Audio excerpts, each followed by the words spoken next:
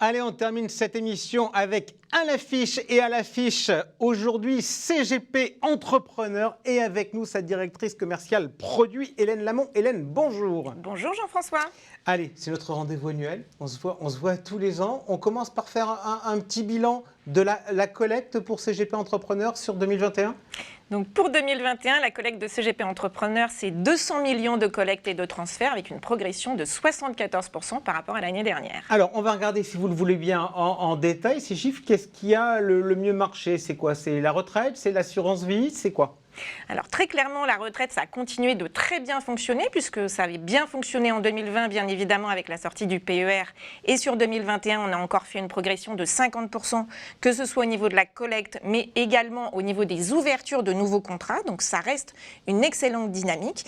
Et puis la partie SCPI et immobilière ont très bien fonctionné avec respectivement des progressions de plus 47 et plus 48%.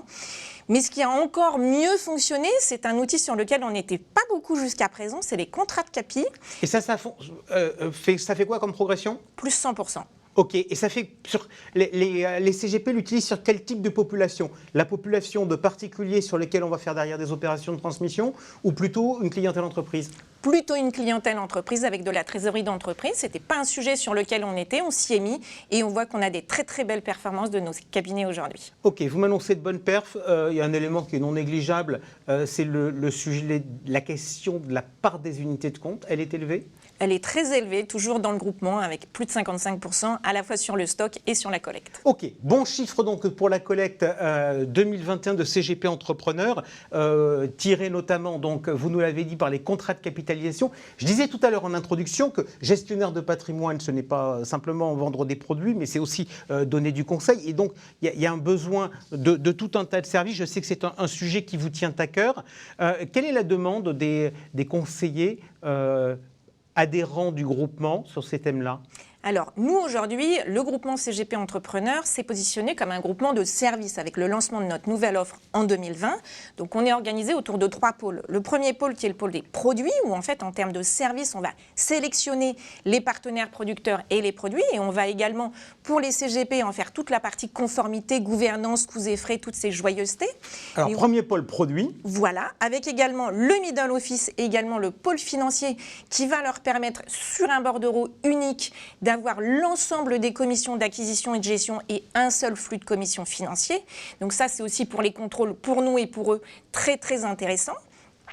On va avoir un deuxième pôle qui est vraiment le pôle outils qu'on a beaucoup développé dans le cadre de la nouvelle offre. On va justement en parler puisqu'aujourd'hui, CGP Entrepreneur, c'est 250 adhérents.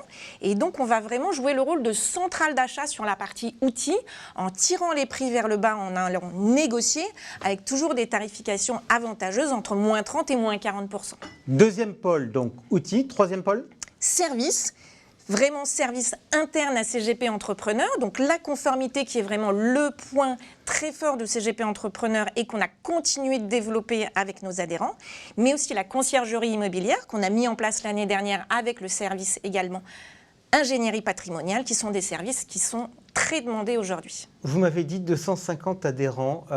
Quelle évolution du nombre d'adhérents en 2021? Vous m'avez dit tout à l'heure 200 millions de collectes. Oui, donc on a recruté 56 nouveaux adhérents sur l'année 2021. Le profil de nos adhérents a évolué en 2021. Donc nous, on a fait le choix de toujours accompagner les cabinets qui s'installaient. On n'a pas fermé la porte, on a toujours laissé la porte ouverte.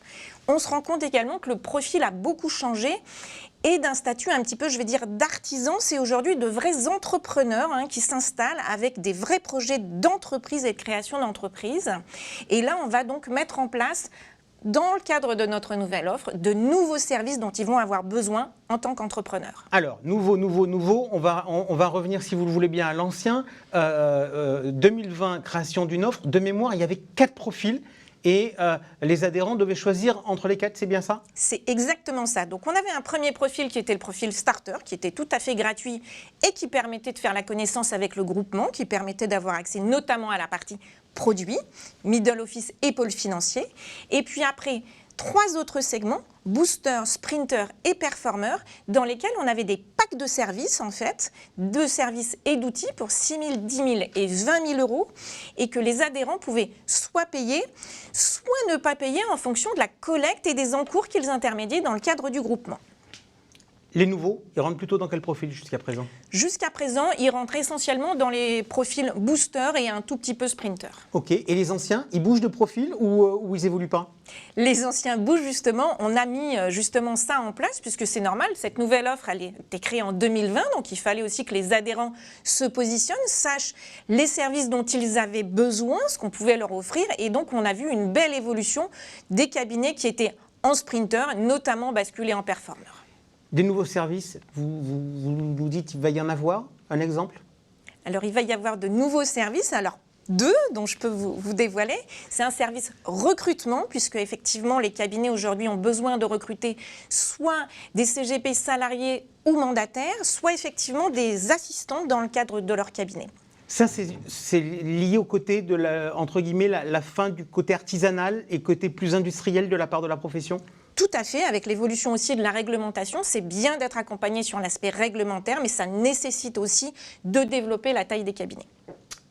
Nouveau profil des cadres, ou il y en aura un de plus ou pas? Vous allez nous annoncer on va être honnête, vous faites une convention à Bordeaux, vous allez nous annoncer des choses à Bordeaux?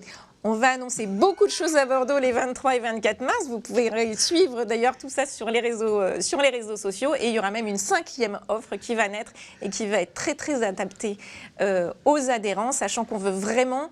on a co-construit cette nouvelle offre avec notre comité d'orientation stratégique, qui sont des CGP du groupement. Donc c'est une dizaine de CGP du groupement qui appartiennent à ce comité d'orientation stratégique et qui nous ont aidés à co-construire cette nouvelle offre et ces nouveaux services. Allez, on regardera ça, ça sera dans la deuxième partie du mois de mars, si mon calendrier est exact. C'est tout à fait exact, Jean-François. Merci beaucoup, Hélène Lamont, d'avoir répondu à ces questions sur ce point annuel qu'on fait ensemble tous les ans pour parler de CGP entrepreneurs.